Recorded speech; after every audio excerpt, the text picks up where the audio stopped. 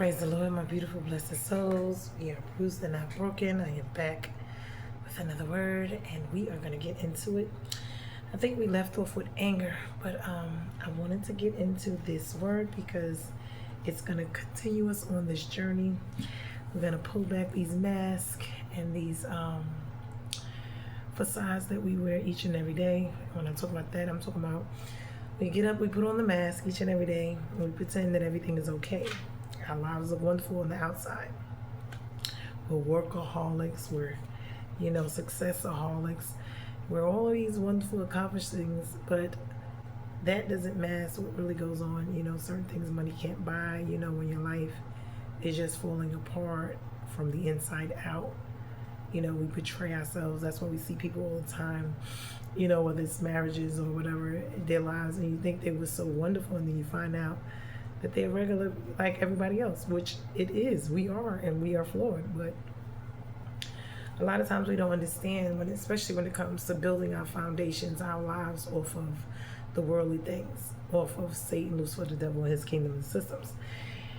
And off of our own way of doing things. God is the one who created relationships, marriage, and all these other things, and he doesn't recognize anything outside of marriage. I mean, all of these other relationships that we are in, we can't really sit here and be like, oh, well, God is supposed to honor it and all of this, and he's going to make this my husband and make this. No, because it clearly states that he honors marriage, not fornication, not adultery, and these type of things. So, I mean, we sit here, we want love, but we don't want to do it God's way, and that's why we wonder why we end up how we are. So now, I'm going to get further into this because this word today is March 25th. It says, sharing what you have. Why does God promise to meet my needs? And like I said, this has been going on. Actually, no, I'm sorry. I was supposed to do the one from yesterday. Let me go back because I haven't gotten that far yet. The day just started on the 25th, and I meant to do yesterday, so I apologize for that. March 24th, which was yesterday, I apologize. I had some stuff with that. It was a rough day for me. Well, it's a bittersweet day, but I'll get into that later. Contentment. How can I keep a clear distinction between my needs and my wants?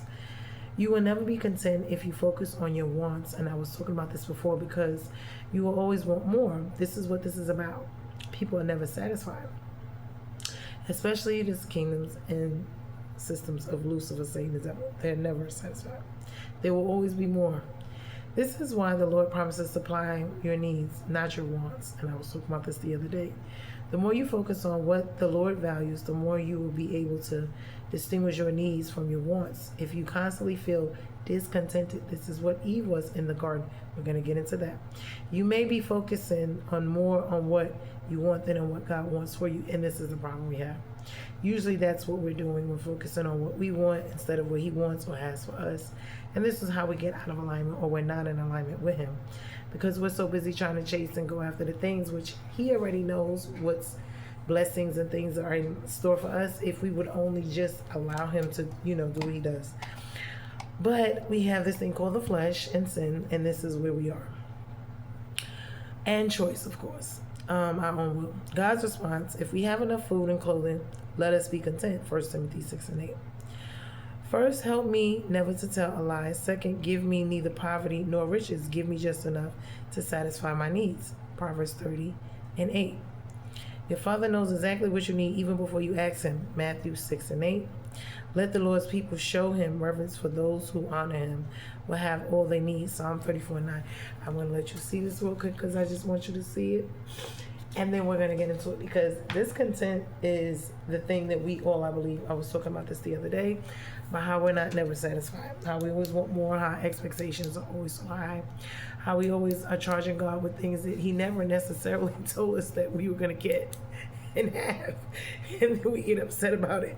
And I think this goes along with our children, and this is what creates, grief from loss and anger and bitterness and resentment and discouragement and disappointment, all of these things, that comparison, because this one, all of these things. So we're going to get into it. We're going to break it down. I want to go further into it because, like I said, this is the mask that we have, that we don't necessarily. Then we'll talk about the codependency, because remember, codependency is a lot of things going on with this. So let's get into it. First of all, what it says is what I have down here. Okay, now we went into grief because we have to acknowledge, some things, and we're still acknowledging these things because pain, anger, grief, all these things we have to acknowledge. So the next thing would be depression, acceptance, bargaining, anguish, anxiety, depression, bitterness, resentment, revenge, denial, which leads to misery. Remember, this is how we get into these patterns, these thoughts, which become habits, which become patterns, which become cycles.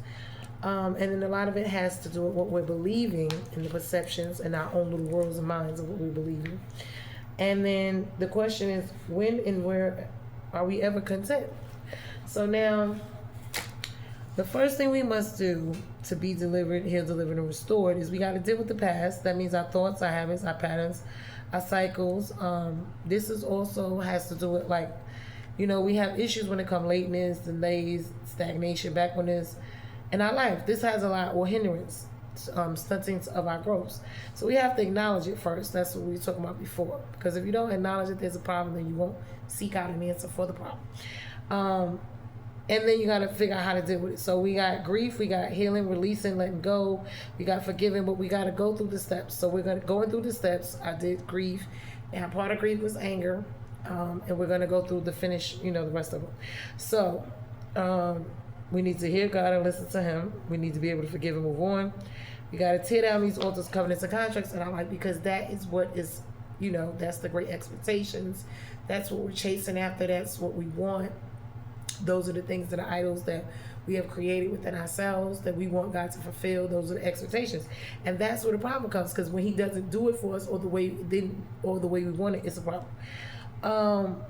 So whatever it is we put before God in our hearts, minds, and lives, and it's to show how and what we truly love, and we need to show it to God and put Him first. We have to identify what it is. It could be people, places, and things: your kids, your work, your job, your success, whatever, your beauty, whatever. And then we have to repent for it. We have to ask forgiveness. We have to give it up. And then we have to ask God, put God first in His honor, respect, reverence, obedience, surrender, all these things. Why? Because whenever we're trying to build anything and we're building the foundations without Him, this is where we're going to have problems, because this is why it never works. Or it'll work for a while and then it'll topple over, and we wonder why. And remember, on top of this is not just in the natural, this is a spiritual thing. So we're going to go into the spiritual as well. And I want to get into, we're going to go through the anguish, anxiety, depression, all of these things. So I'm going to look them up, because these are spirits along with emotions. Remember that, because, they're going to show up as emotions, but they are, or not even necessarily, they'll show up as emotions, but on top of that, they will show up as, excuse me, I'm not feeling all that great. But yeah, it'll show up as emotions, but there are also spirits. They can also be these actual, when they call the demonic voices that we hear, which are the spirits that, we already have going on in us, playing with our minds. Because remember, every voice that we have speaking to us is not necessarily always, I would say, God's voice. So we have ours, we have the demonic voices, we have Satan, we have, and we have God's voice, the Holy Spirit. So, and this is also dealing with addiction. So we're going to get into it. So I'm going to look at, what was it first? Because usually what we do is we deny a lot of things. Denial is the first thing, and denial becomes an issue. The reason why denial becomes an issue is because denial is the first step. Like I said, if you don't acknowledge that there is a problem, then you're never going to actually, now the methods of denial, meaning you lie, you pretend, you hide it, you cover it up. You don't seek to bring it forth, because a lot of stuff is too hard. So denial is just basically not acknowledging it. It's just saying it never happened, it didn't happen. It's hiding it, it's pushing it to the side, it's burying it, whatever you want to call it. So now we're going to get into this. So now we want to explain what this is and how we get here. So understanding these emotions, which, like I said, are also They show up as emotions, but they're actual spirits. They can be actual voices in our minds. So discontent, a feeling that something is off, missing, or not satisfying. This is what this is about. It is often the first sign that something inside needs attention and or change. So discontent means you're not happy. There's something missing. Then you have discouragement. This appears when effort doesn't seem to produce the results or the results you wanted to produce. That's where the, comes in that great expectation that we want, which is not necessarily everything we want God is going to give us. Remember that. We got needs, we got wants. And it drains motivation and makes you question whether to keep trying. So that's the discouragement. Then you got disappointment. This comes from unmet expectations, either from yourself, life, and or others. It often leads to self-criticism and or loss of trust.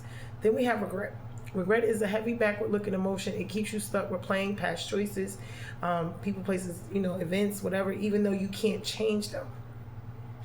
Then you got anguish. This is deep pain, emotional, mental, and or spiritual. It often comes when you feel trapped between what you want and what really looks like, what it really looks like.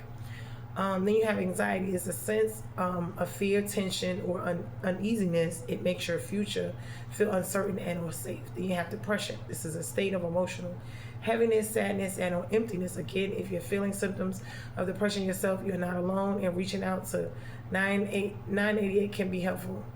Bitterness, pain that has been carried so long, it starts to harden. That's the callus of the heart. It comes from long-term feeling unheard, unprotected, and or betrayed.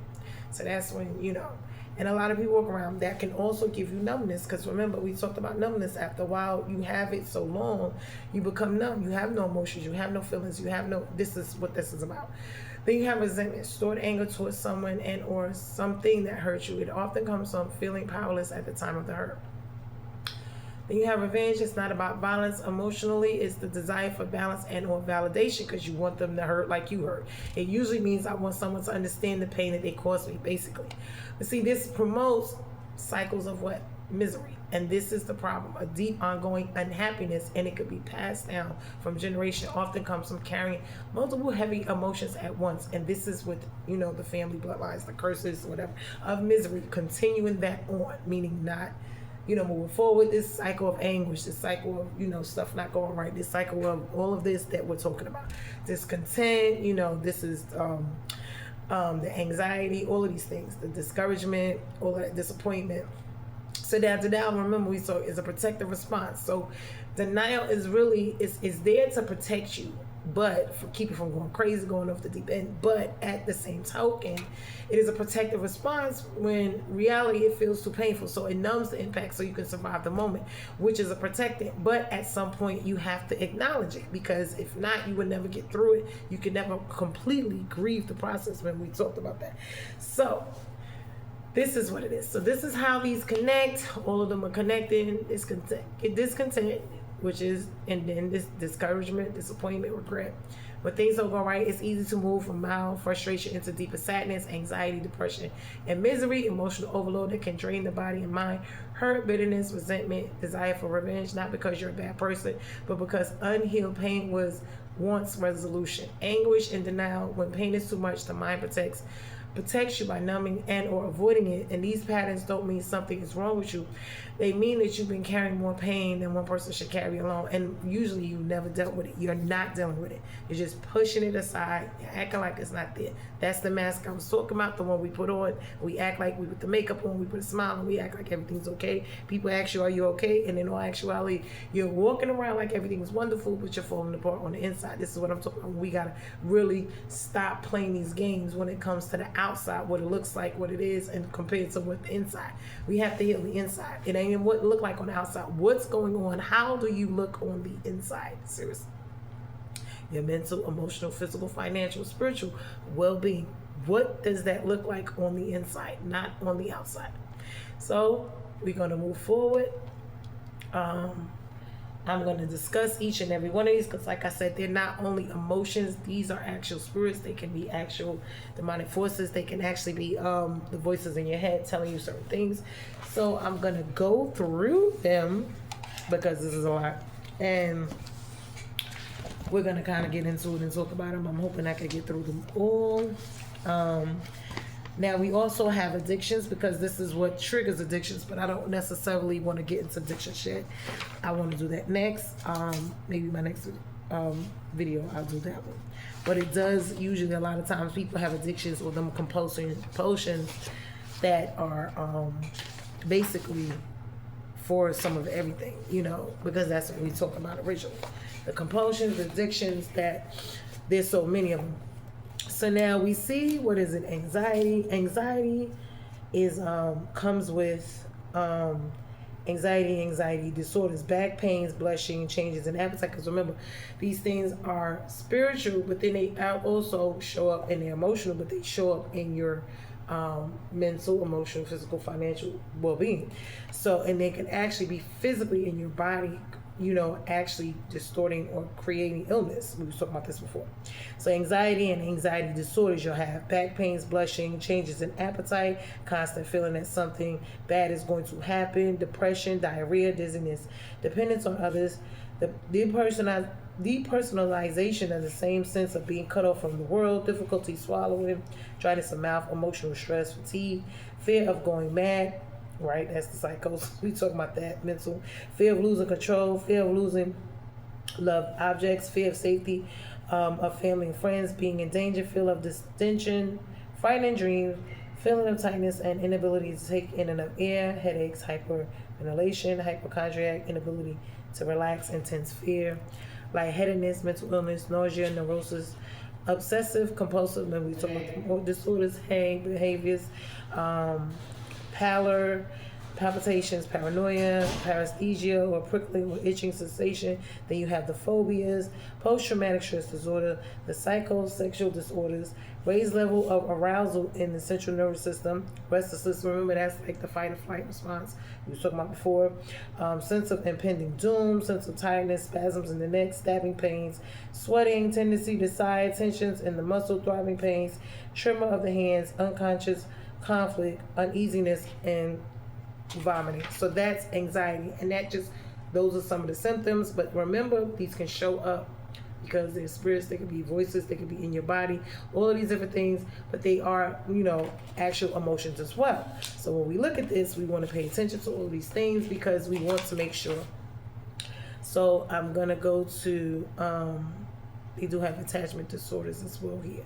I don't know if I'm ready to get into that one yet either. Bitterness, we're gonna look at bitterness. Bitterness can be acrid, unpleasant taste or smell, acrimony, anger, anguish, anti-submission, arthritis, wow, bone and joint problems, cold, hardiness, yep, critical, judgmental, depression, despair, deep sorrow, destruction, discouragement, disease, infirmity, distrust, disunity, discord, easily offended or offense, envy, jealousy, fatigue, grievous, grudge holding, hard heart, numbness, harsh, sharp, and disagreeable, hatred, hate, hostility, irritable, malevolent heart, mean disposition, memory recall, recall of wrongs, right?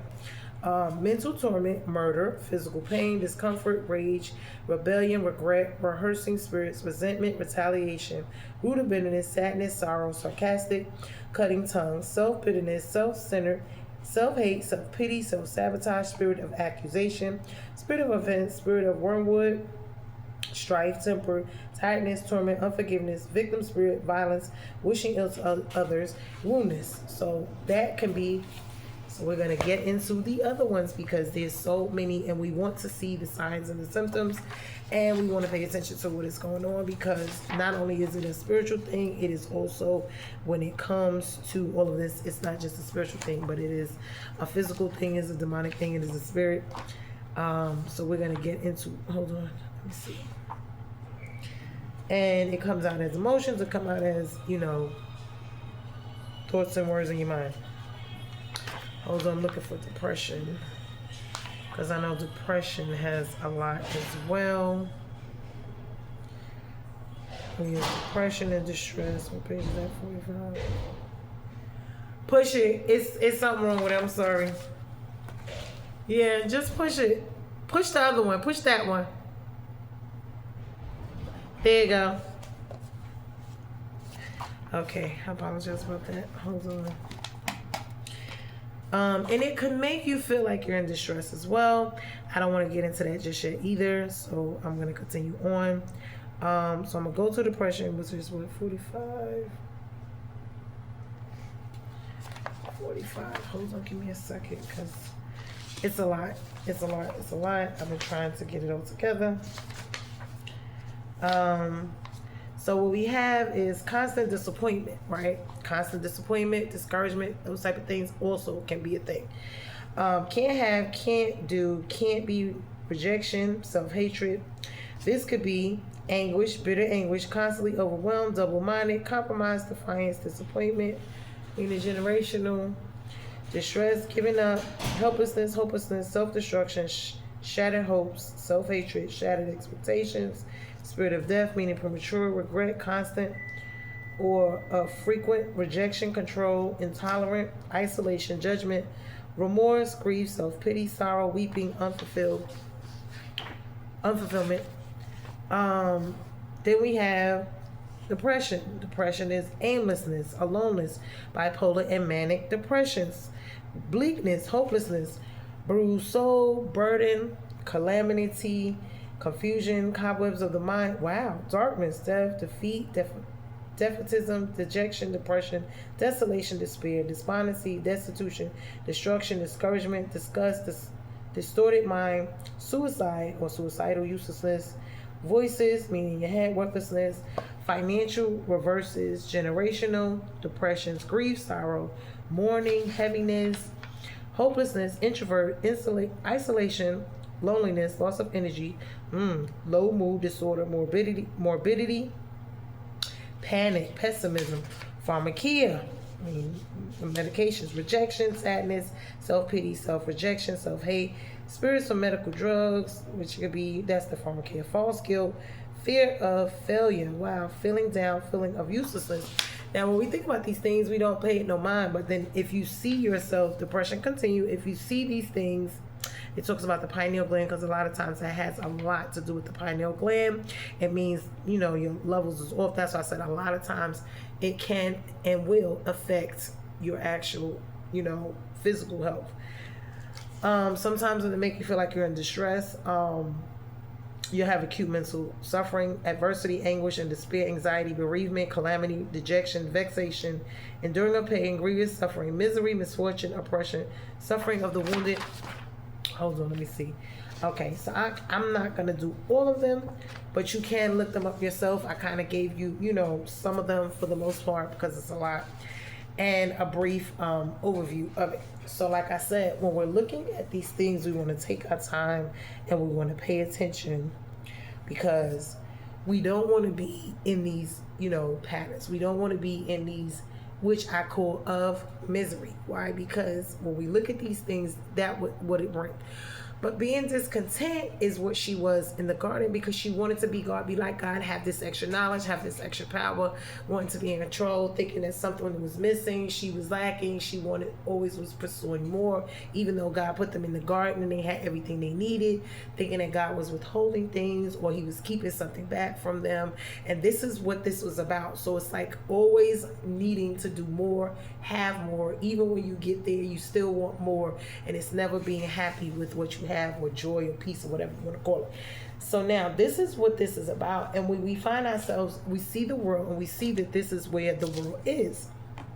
And so a lot of times this is where the codependency come in at, because we are codependent upon these things, meaning we're not happy until we so-called get them, and then even when we do get them, we're still not happy. So that's a problem. Why? Because we're replacing these things, these people placing things, like I said, with the world and the things of the world, instead of what God created us to be, dependent upon him. So now what happens is, even whether you're in the church or you're not, because this could be people sitting in the church, so people don't change, they continue to live the sinful life, because that's where the addictions part come in. The addictions come in because they want to medicate. Now people can medicate with either addictions, anything can be an addiction, whether it's sex, whether it's work, whether it's vanity, whether it's education, it could be what else, it's just so many things, that It could be power, it could be control, it could be, you know, whatever it is that is the person's thing. You see what I'm saying? So addictions can be substance abuse, but it doesn't necessarily have to. You could be addicted to some of any and everything. It doesn't matter. That's why a lot of it has compulsive disorders. And a lot of times it's control. Because usually when people are living lives or they grew up in dysfunctional households, they want to have some level of control because they don't feel safe. And so depending on what they were lacking and what they consider to be safe, this is what's going to happen. And so that's why you see a lot of times when people get together, it doesn't work because of the triggers, because of this, because of that, you know, and God says we're supposed to be one with one person, and that's it. Okay, and then move forward. So these are the cycles, you know, that create the misery. Now, also, hold on, because I'm looking for some more of my notes that I have wrote down, and I'm trying to make sure that I get. It also it disrupts your perception and your belief system, and this is where how you live and think when it comes to the world and people, places, and things is concerned. This is why a lot of our relationships do not work. So once we get into this, we're master and denial. We got these masks on. We got pain, humiliation, shame, guilt, betrayal. Usually what happens is we close the valve on love, and once you do that, it's like you're not receiving it. I was talking about this before. And because you're not able to receive it, you're not able to give it, you're not able to have it. Remember, we got to be in position to receive. You have to have in order to give, and, you know, give in order to receive. So some people, you know, they can't or don't want or don't know how, or don't want to know how to love. They close off that valve of love. This is where that numbness comes in. So emotionally they become numb, or whatever area in life they become numb.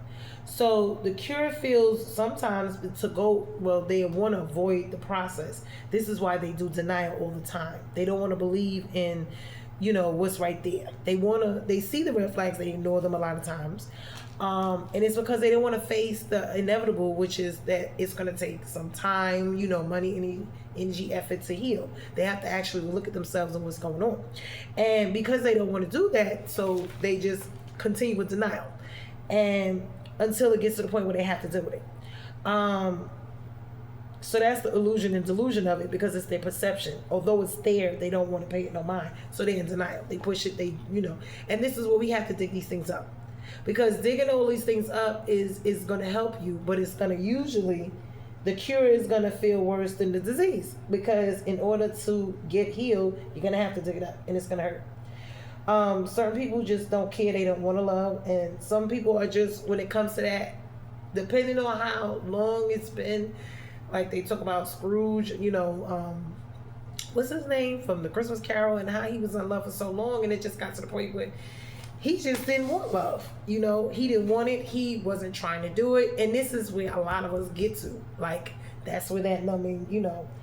And that's why God has to cut that callousness out, because you have to feel, you have to love, because it's a part of our life. It's a part of growth. It's a part of living. It's part of life. Without it, you're shutting yourself out, and you're shutting mentally, emotionally, even physically, financially, and spiritually. You're shutting yourself off from what God has for you, and that's a problem, because we're all supposed to have that love, that spiritual side, that spiritual connection as well. And once we shut that off, it's a problem. And this is why God has to come in and really do the work. But we have to let him, and we have to work with him to do it.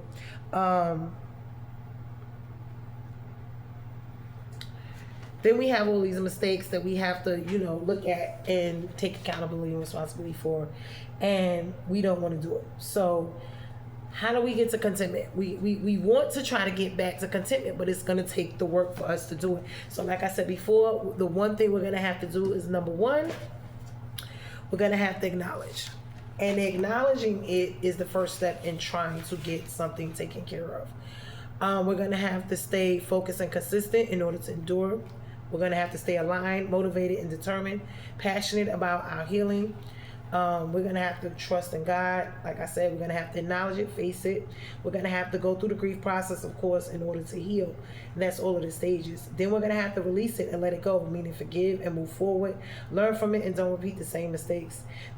Will take time. And this is with all of the things that we have been dealing with.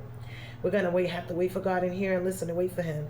Why? Because he has to tear down all of this stuff. And we have to help him tear it down, meaning release it, let it go. And whatever we put before God, that's what that's all about. So Ooh, hold on. I don't want this to go. Hold on 1 second. I was doing well before, but I don't know what happened. I done got this cold again. So, but what we need to do is and learn is how to truly love God, because this is the thing. We have to want to truly love God. We have to put God first, because as long as we're putting all these other things first, whether it's money can't buy everything. Success, all of these things. When you have these things like Scrooge, he had everything, but he had no one in his life. He had no kids. He had no wife. He had plenty of money, but he wasn't happy. He lived this life of, just numbers and calculations, and everything was done in a set time, set place, set this. There was no room for growth, no room for this, there was no room for that. So this is, the shut off valve. And we see that with a lot of us in life, where we'll just shut it down. And that's that to protect our situation. But we have to get out of that. And in order for us to be able to heal, we have to let God touch the parts. And that's where the cure hurting more than the disease comes in. Because once he starts to do it, it's going to be painful. And a lot of us doesn't want to go through that process. But we need to, and we need to repent. But first thing we got to do is what? Identify what it is that is the issue. And it could be more than one thing. Right? Because if we're always constantly thinking about making money, success, our looks, power, envy, success, jealousy, whatever it is that we're always constantly after in our life, like I was saying before in the last video, whatever was lacking or missing in those love tanks or emotional, our heart, where we wasn't getting whatever it was we were supposed to get from whatever. It could be from rejection, childhood trauma, meaning it could be from anything. It could be from your household, it could be from school, it could be from work, it could be from family, it could be from friends, it could be from siblings, whatever it was that happened. When it happened, if you do not never actually face it and deal with it, you just continue to bury it and wear the mask and continue to act like everything's okay and walk around living our lives like we're just so wonderful and just dressing it up and wearing the mask of, oh, we're fine, that's going to be a problem. See, the one thing about God sees all of that ugly dirt, and you need to just go ahead and just sit down and let him help you with that.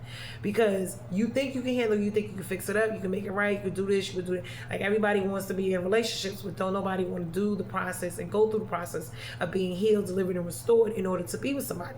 And that's the problem, because you want to be married, but you don't want to go through the process, or you want to be with somebody and you want it to last, but you rather lay up and you rather do all these other things instead of doing it the right way. And then when it doesn't work, this is the great expectation that we always be angry and upset about. Oh, well, if God didn't do it because, oh, that's my man or that's my woman, and I'm going to the gurus and I'm doing all of this, and then it's still not working.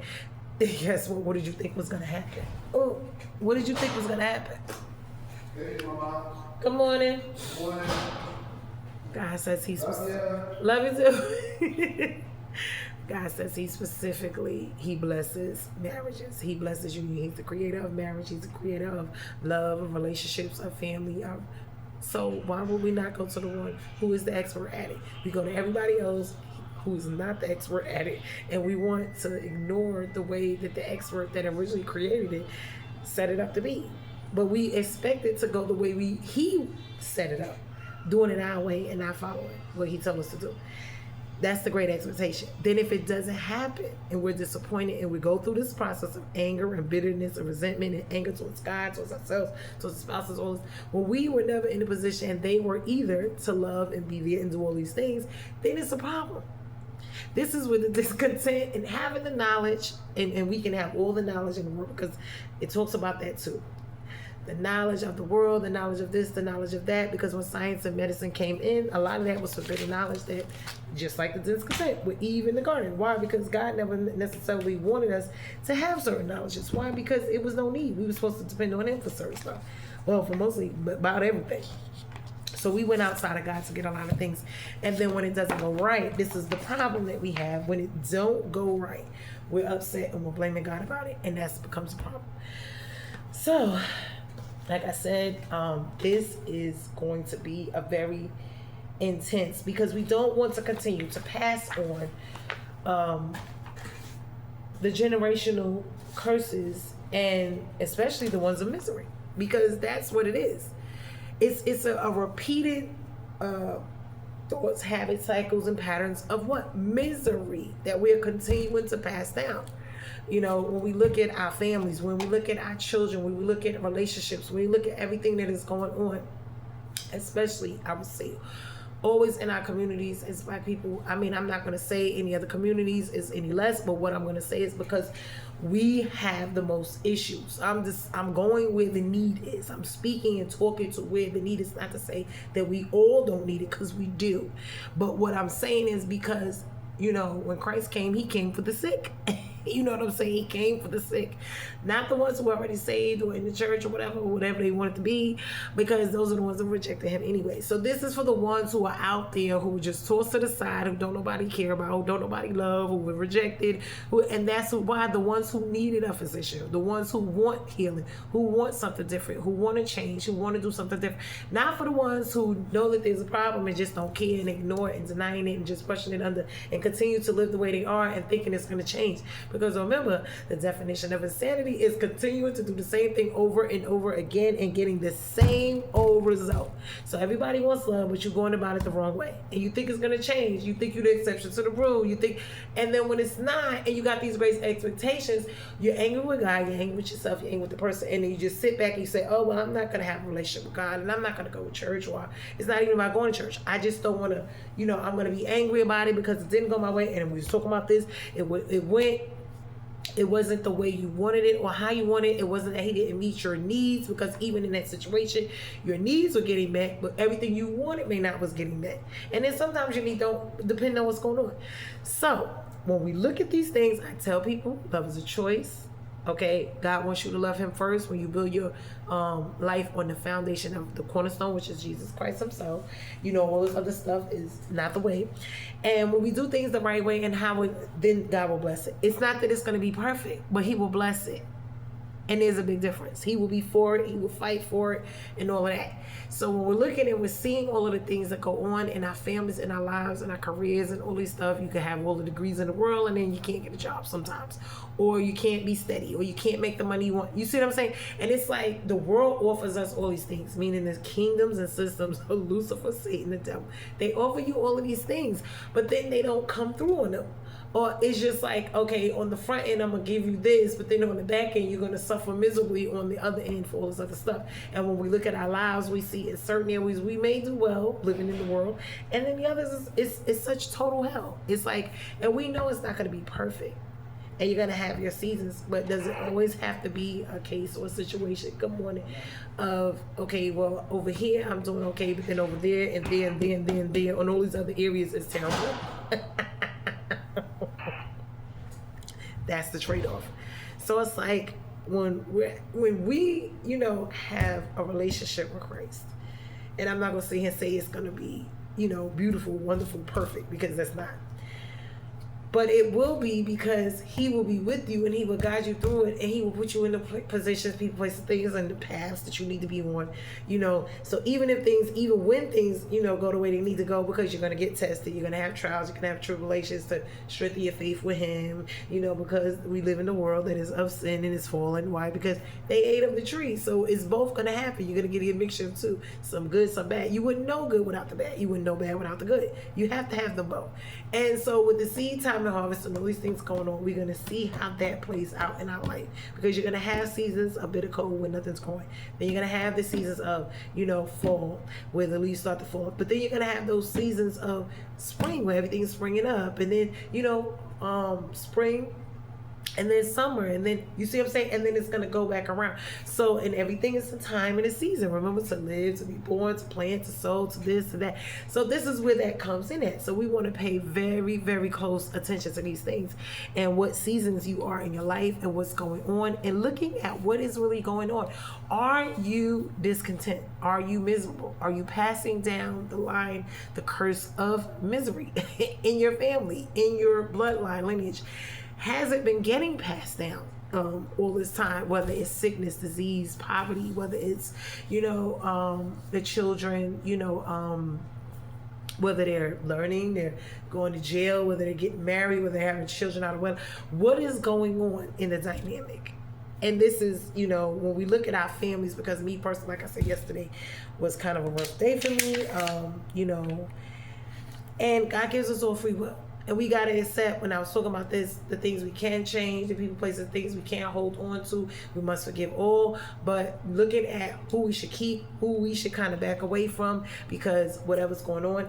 And I've had issues in my life where I've had to just straight up, like, just say, listen, I have to go and do certain things for myself, because although I want this and want that for these people, and I could just run up and down and kill myself, you know, but I can't force or make nobody else. And when it talks about love being a choice, that's exactly what it is. I can't force nobody, make nobody love me, treat me right, but I don't have to sit around and accept and take the bad treatment, to be mistreated. You see what I'm saying? And so you can always walk away. You can love them from a distance, walk away, whatever you know you want to call it. So now, my thing with that, like I said yesterday, you know, my nephews, it was their birthday, and there's a lot going on with that. One of them, you know, he got killed, whatever. What was it? Back in 2020. And he wasn't my biological, but to me he was, because I've been knowing him since, you know, he was a little kid. And you know, when you love people, you love, and this is the grief, this is the loss, and when you know, it takes you time, because certain things you just never get over. You just don't know how to deal with them.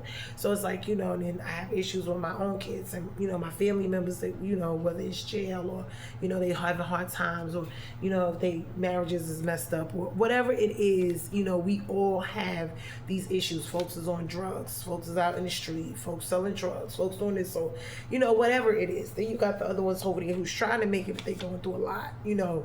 And it's like, you see and you look around and you want to help and you want to be there and you want to love everybody, but you don't have the capacity. You're not God.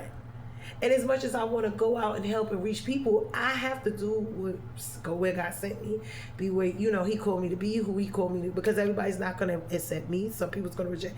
You see what I'm saying? So I have to accept that I'm not God himself. I am who I am. And this is why, even on this channel, I tell people all the time that they must look up stuff for themselves. They must have a relationship with God for themselves. I don't have all the answers, because I don't have all the answers for myself. I'm just sitting here as a tool that God is using for me to point you in his direction, so you can go to him and have a relationship with him. You know, certain things I haven't gone through. I have not lost a child. So certain things I can't myself give, you know, I can have sympathy and empathy, but I don't really know, because unless you go through certain things yourself and have that experience, you don't know how to deal and handle people. You can love them and give them support, but you don't really know what it's like to really feel it unless you went through it. And this is why you can't leave where you ain't never been. You know, you can't give advice on stuff or give, you know, whatever when it comes to certain things. I mean, you can give advice, but it's different when someone has been there and they can tell you how they made it through, how they got over with all of these things that they went through in their life. That's why I said you're called to be, you know, whatever issues and situations, your gifts and talents that God has given you, is for you to go in your life and your purpose and your assignment is to go get those, you know, and bring them out the fire. I mean, bring them out the gates and pits of hell. You know, it's about winning souls. Why? Because at the end of the day, it's about souls being saved and not going to hell. Why? Because at the end of the day, the heavens, they rejoice if one soul gets saved. You know, Christ is the one we would need to run to, not to people, places, and things, because they're not going to love you unconditionally. They're not going to treat you the way Jesus is. They don't have the answers. They can't help you. They can't be the end-all be-all for you. It's only but so much that they can do. People talk about manifesting and doing all this. Listen, understand something. We're made in his image. We're not God's. I'm sorry to tell you that. That's all I can tell you. I'm made in his image, but I am not God. It's certain things I can and cannot do. Now, if he empowers me to do them, then I can. But me, myself, on my own, and this is where he created us to be codependent, but not upon people, places, and things, upon him. People worship marriage. There's no marriage in heaven. It's like, you know what I'm saying? And it's not to say that God didn't create it for us to be fruitful and multiply here, but we're not supposed to make, you know, an idol and we're worshiping being with a man or being with a woman or being with this. Because, and this, the sad part about it is if and when we do that, okay, because understand something, God is not going to let you get it and have it and put it before him anyway. And Satan loves that type of stuff because he's going to come in and do what he's going to do anyway. So it's just like, that's just waiting, setting yourself up for it. So you got to be careful. And it's not to say, I don't want people happy and married and all. No, that's not what I'm saying. I'm saying don't make an idol of it. Don't make an idol of money. Don't make an idol of vanity, of a power, of no. Don't make an idol of any of it. Don't make it your whole end all be all to your life. That's the idol. That's the altar, covenant, contract. I believe I had did a video on those and I explained them a while back. If you go on what an altar is, what a covenant, what a contract, all of that is, if you go back, you'll see, it's been a while since I did those ones, but you'll see what that means and what is going on in the world. So like I said, I'm here just trying, because I'm going through this in my own life. And I'm just like, Lord, what is going on? And when he showed me, when I just happened, that was, the verse that I went to, it was for yesterday. And I'm more than likely do, because I'm a little behind because I had some stuff going on. Like I said, yesterday was really the month of March is a little bit crazy for me, just anyway, because March was a good month and then it became a bittersweet, sweet month.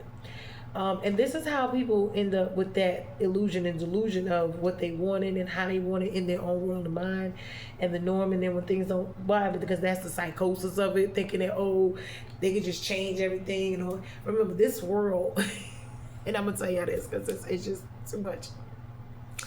This world promised us the pursuit of happiness and all these things. Okay, they like a donkey with the, what is it, the little... The string and the characters on it, and they always moving it further and further, and that's what that's about, the discontent, because you're never happy, or you never end up getting it, because guess what? You can pursue it, don't mean you're gonna get it, or you're not getting it all the way you wanted it. Put it like that. And so, because this is what goes on, we have to find contentment no matter what's going on. And that's where the faith, the love, the relationship with Christ is going to be, because it's going to take you to a point where you be okay with situations no matter what they are. Because folks are saying to you, because you don't have money, you ain't nothing, you ain't this, you're not successful, you're not moving forward in life, you're not blessed. That's not true. I'm sorry to burst out, bust bubbles. That's not true. Because God says you are blessed, because guess what? You have everything you need. You have food, clothing, shelter. You're not in the street. You're not eating out of garbage cans. You're not. So, it's like, even with your parents, what more do you want? Some folks got more than others and still ain't happy. And they still looking for more. They got all of this, all of that, and they still, from man to man, from relationship to relationship, they in competition not only with themselves, but with everybody else and whoever they come in contact with, because they want to be on top, they want to be better than, they want to do this, and it's nothing to say a little competition is, I would say competition drive. Having passion, having drive, having, motivation. I would never say that that's a problem. But it does become a problem when you live your whole life, your whole entire life based off of all of that. And that's, and then when you look back and the things that really matter, like having relationships with your family, your children, your this, that, you missed out on all of that because all you was doing was, either chasing money or chasing women or, chasing success and education or chasing fame or chasing a man or a woman or your body or sex or, addictions like the substances, whatever it is, that you were chasing, and you spent your whole life doing that. We see men spend their whole life chasing women now, having sex, having babies, or, women running around chasing men, can't be by themselves. That's codependency behavior. That's, if you can't live and be by yourself, something's wrong. If you always have to be around people, if you always have to, something is wrong. Because you was born by yourself, you are going to leave here by yourself. So what is, if you can't sit there and be with you, how you think somebody else want to be with you? And people sit here and they like, oh, well, this one look like this and that one look like that. But it's more than just a look. It's more than just, about our monies. It's more than about a lot of these different things. This is taking care of kids. This is having relationships. This is working on jobs. Anything is going to be more than that.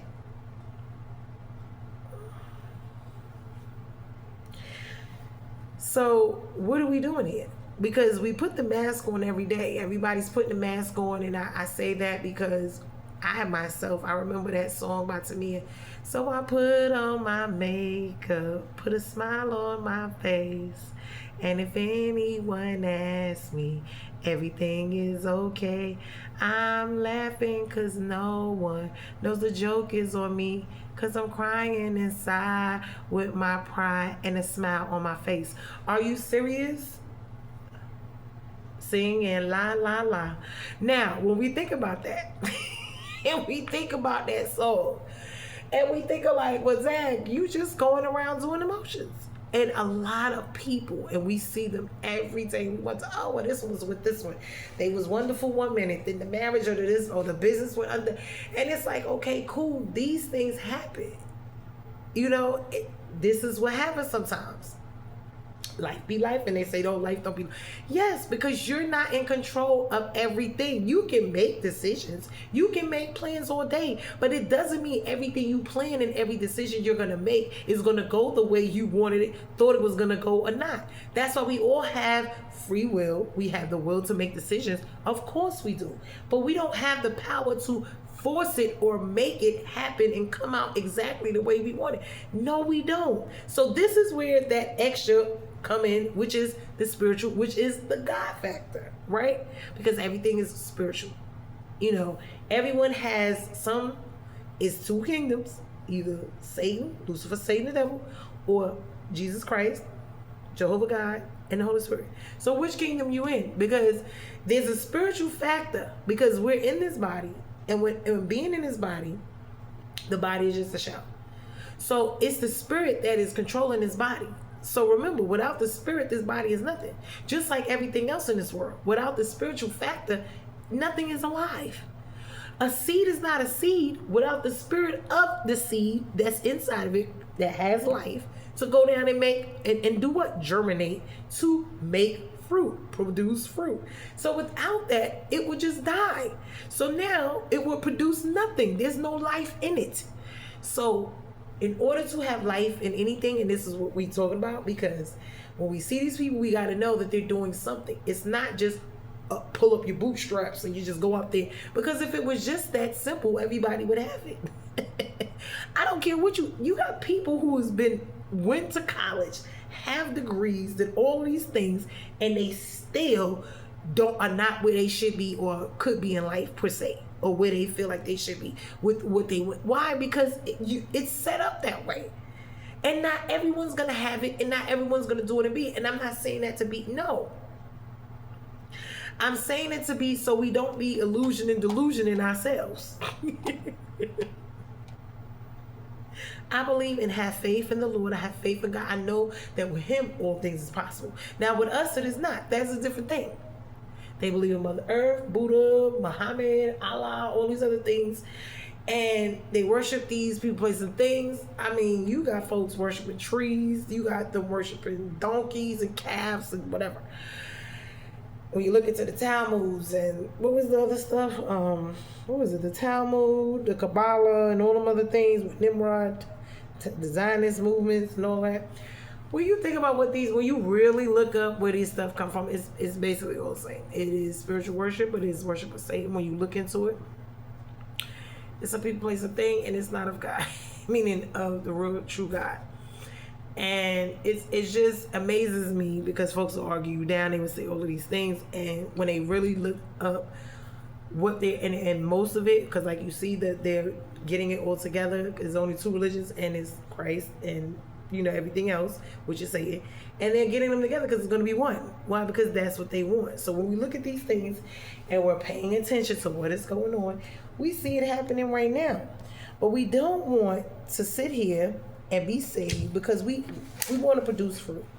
We don't want to just be here and be saved, not fulfill our purpose and assignments, but more than anything, even if we're doing that, we don't want to be disconnected and not of alignment and not in relationship truly with the living Savior, which is Christ Jesus, because that's the spiritual that's the Holy Spirit, that's the power, that's the everything, that's the life force, that's the power.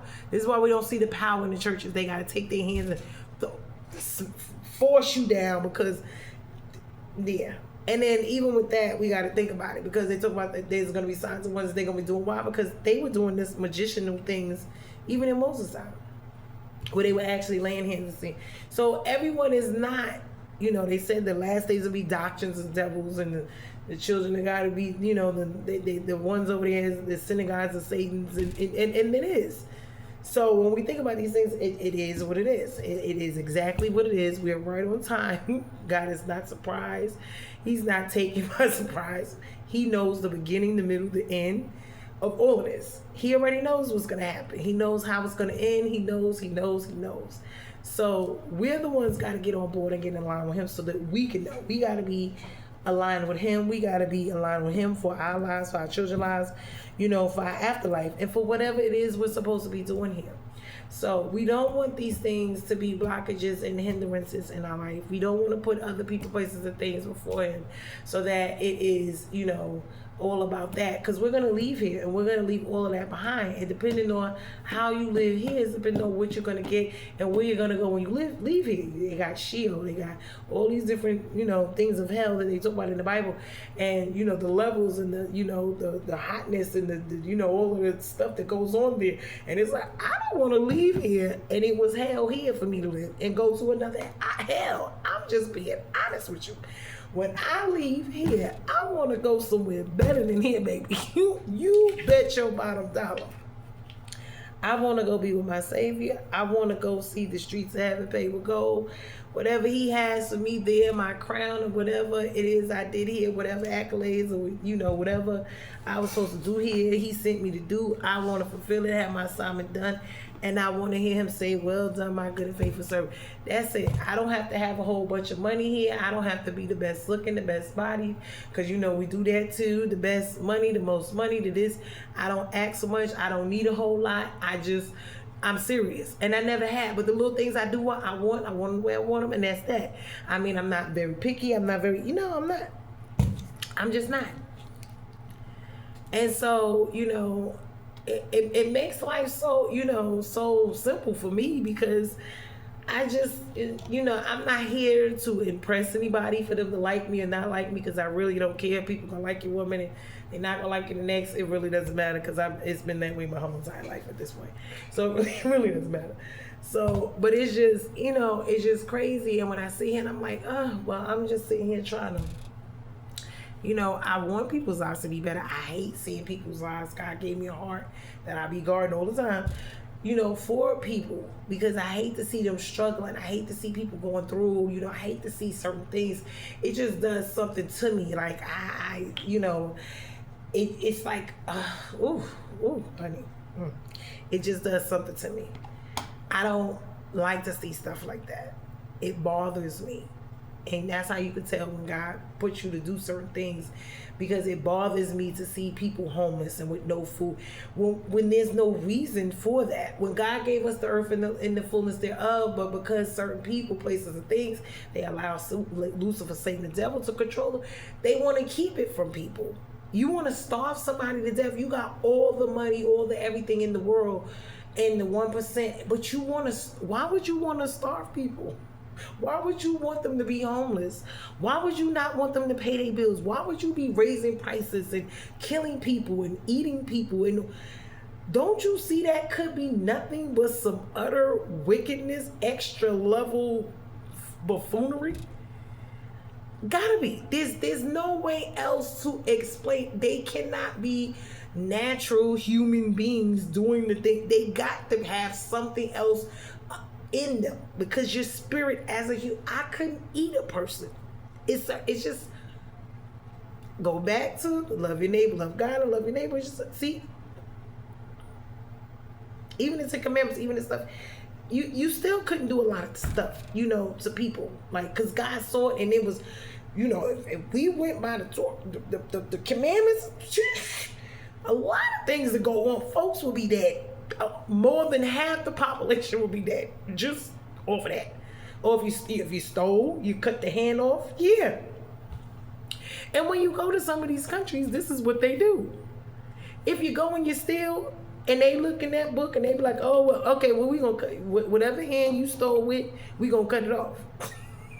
You see, so when we look at what goes on, oh, you lie, cut the tongue out. See, if we went by that, where would we be right now? Seriously. Because with all that goes on in this world, we better be glad that Jesus has some grace and mercy. And I was like, Lord, why don't you just destroy people and everything in it? And it's like, because he's trying to get them time like he gave me time to get it right before they leave here. To get it right. To get right with him so that they don't go there. He's giving people time. But it's up to them. You can't, you can lead a horse to water, but you can't make them drink it. My kids, this one, husband, whoever I want to have lives and be better and do this, I can get them information. I can let them, I can do it. But you can't force, even God himself don't force us. We all have free will.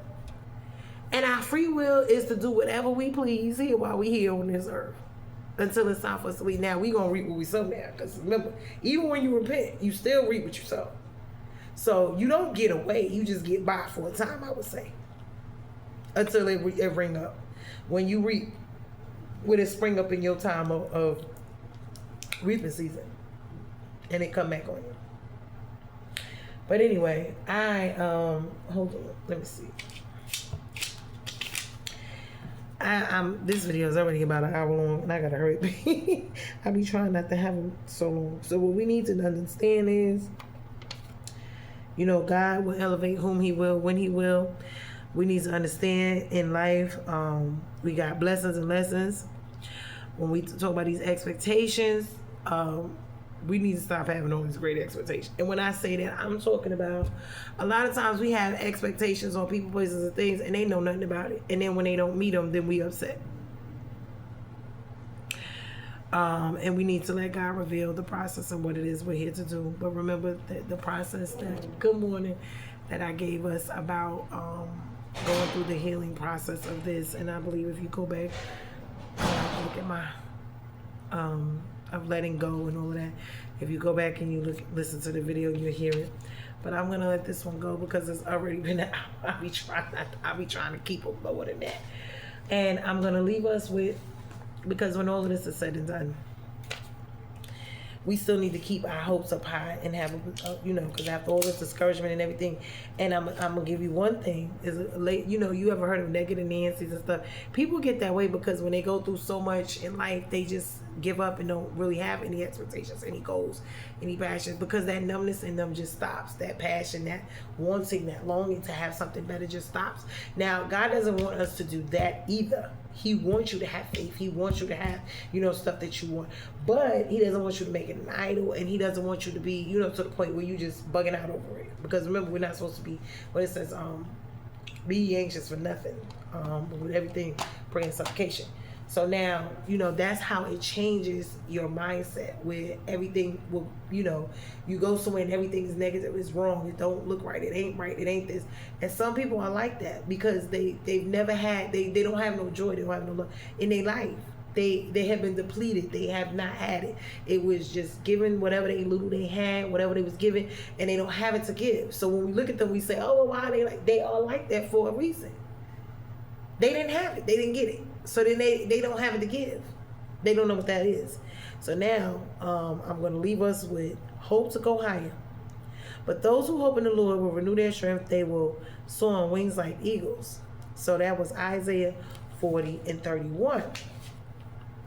Now, we can raise our levels of expectations in a good way. And this is Psalms 27 and 14. Wait and hope for and expect the Lord. That's the difference. Be brave and of good courage, and let your heart be strong and enduring. Yes, wait for and hope for and expect for the Lord. Okay? High expectations are the key to everything when it comes to the Lord, because we can't build these foundations upon ourselves or these people, places, and things of the world, because we already know when we do that, those foundations will not last. Because the moment a storm or a trial or a tribulation comes, it's going to blow it away. It's going to tear it all down. This is why we see folks can build things and get things, but they don't keep them. It don't last. Why? Because without God being the foundation, it's not going to work.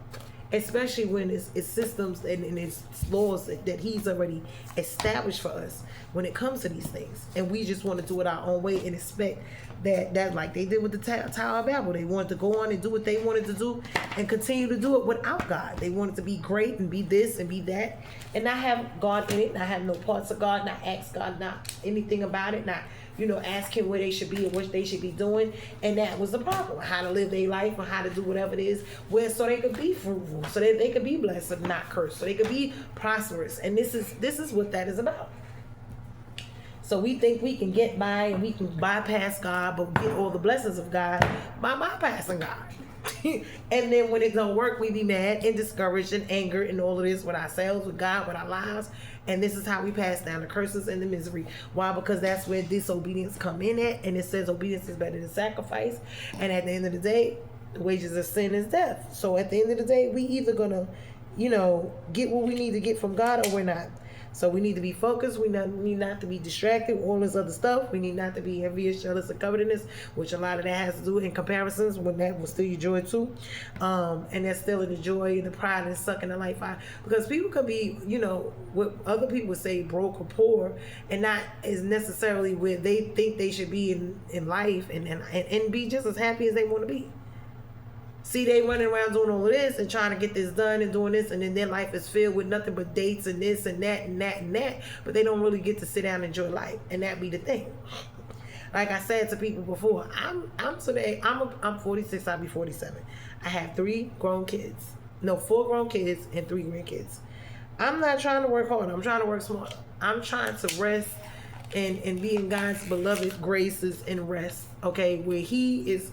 The moves he get me to make or have me to make is going to be strategic, to where what people is doing in 5 years or got to do for 6 months with me, that'll be the difference.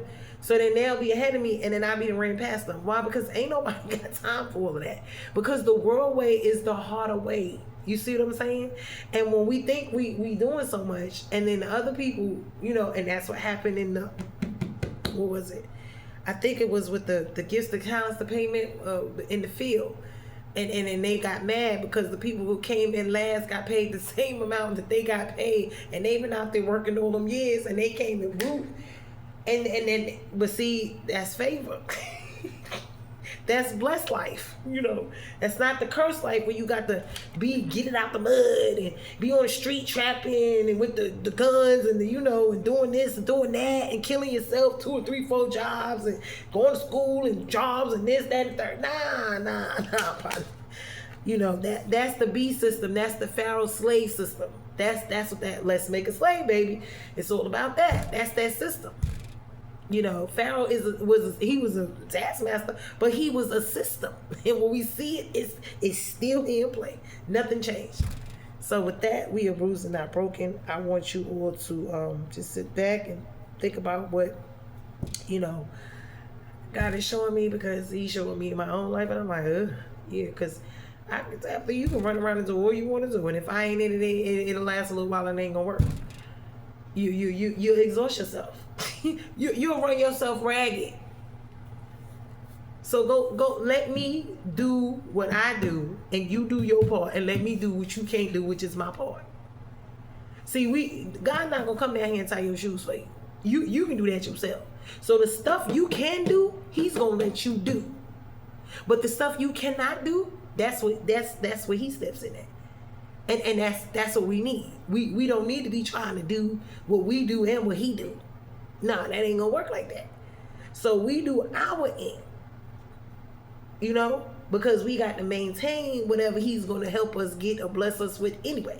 So in the process is you got to learn and train first before you could be over something. You go, you're a baby, you drink milk, you on the titty, you start to babble and crawl and you cooing and then you get your little teeth. And, yeah, it's a process. You don't just come out the womb and the next day you a grown adult. No, you go through a whole process, okay, of being a baby, of being a child, adolescent, young adult, and you go through the whole process, bro. Sis, this is what we do. So like I said, when it comes to these things, regret, disappointment, pain, anger, all these things, let's go to God. Let's go to Jesus. He's waiting on us. He's waiting on us. He wants to have these conversations with us. He wants us to take off the mask. He wants us to snatch off the wigs and, be us with him. Have that true relationship. Because he knows anyway. So you can't front and lie and fake it with him knowing. Because he already know what you got going on. But go to him and be real about it. Lord, I'm angry. I'm upset. I don't, this is working. This ain't working. Go to him. Be real. Have a real, true relationship with him. When it's up, when it's down, every day, have a conversation. Have some type of something with him. Prayer, reading your word, something. Why? Because you're going to see the difference in your life. You're going to see it. And even myself, because I'm like, I saw the pictures I put up from 5 years ago until now. I didn't even think I came as far as I did. Because to me, it's like, I came a little ways, but I don't really see it. But honey, when I look back to where I was, when I was getting here, it didn't seem like much. But every journey is one step. But one step each and every day, one foot in front of the other, and then you'll get there. It's not going to be overnight, right away. Now, sometimes it is. Folks will pop up and woo. But for the most of us, And, that's just, it is what it is. So, bruised and not broken. Be blessed. You can like, share, comment, and subscribe to the channel. I hope that this word was a blessing. Like I said, I'm not doing this for the money. Trust me. I'm doing this, one, for my Father who is in heaven. And also, it's about the souls. It's about people who are going through these changes in their life just like I am. And they sitting here bumping their head, walking around in the dark. I remember I had a dream the other day. I'm like, Lord, I'm just lost. And then the light comes on. He flickers the light. Right, because that's letting us know he's going to work things out for you. Like, just don't worry. I know you panicking. Don't worry. Don't have no fret. Don't have no fear. I know you are searching. You searching. And I have the answer for you. Just give me time. Seek me and you'll find. And that's what I keep saying. Seek me. You keep seeking me. Keep seeking me. And you will find. And when you seek me with your whole heart, you will find me. You will find me. Knock, seek, it shall be open, it shall be found. Please, I'm telling you, I love you guys. Be blessed in Jesus' name. Like, share, comment, and subscribe to the channel. And if you want to be a blessing to me, it is, I don't know if it's in the bio. I think I got my Cash App in there, but anyway, I'm going to let this video go. And until the next one, I'm going to try to do 25 because today is the 25th today. I had gotten started on that one. And this is Holy Week out of all weeks. Friday is Good Friday.